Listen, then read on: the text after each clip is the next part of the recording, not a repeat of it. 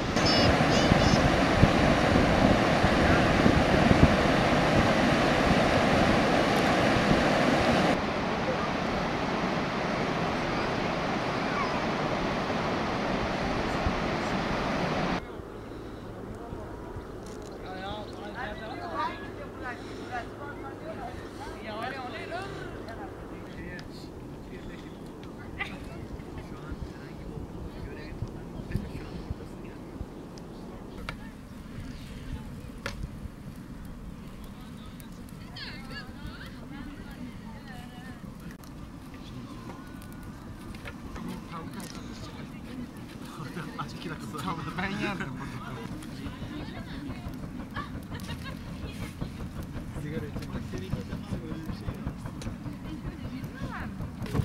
Ela poz ver, Ela. Çek kardeşim, yandım. Barış.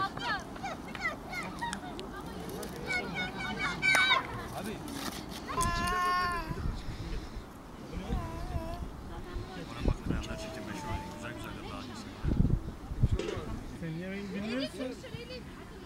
He? Normal duramazsın.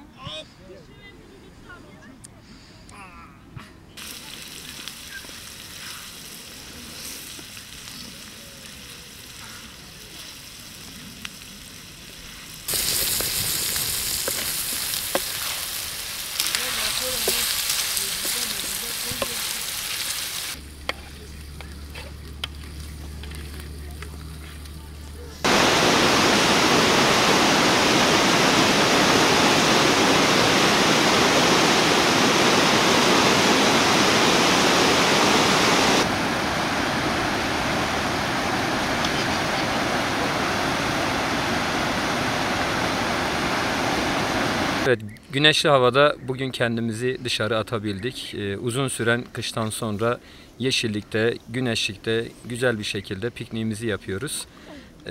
Halen tabii dağ köylerimize kar var ama ovada çok şükür yeşillikler geldi. Çetin kış şartlarından sonra burada olmak güzel. Allah'a şükürler olsun. Bu güzel günde arkadaşlarla beraber piknik alanına geldik. Murat Köprüsü'ne geldik. Piknik alanları çok iyi, çok güzel. 6 ay kıştan sonra güneşli havayı gördüğümüz hemen Murat Köprüsü'ne geldik. Güzel havalar.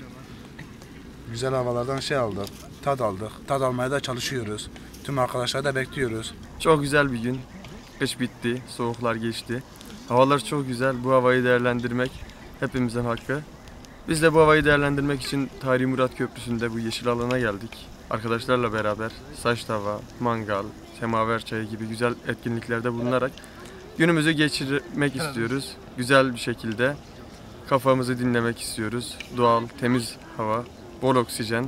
Aynı zamanda Murat Nehri var karşımızda. Köprü, tarihi güzellikler. Bunları değerlendirerek günümüzü geçirmek istiyoruz. Güzel günlerde, güzel şeylerde. Ayrıca Muş'un bu güzel günlerini, güzelliklerini hep birlikte yaşamak için bütün Muşluları, bütün halkımı davet ediyorum.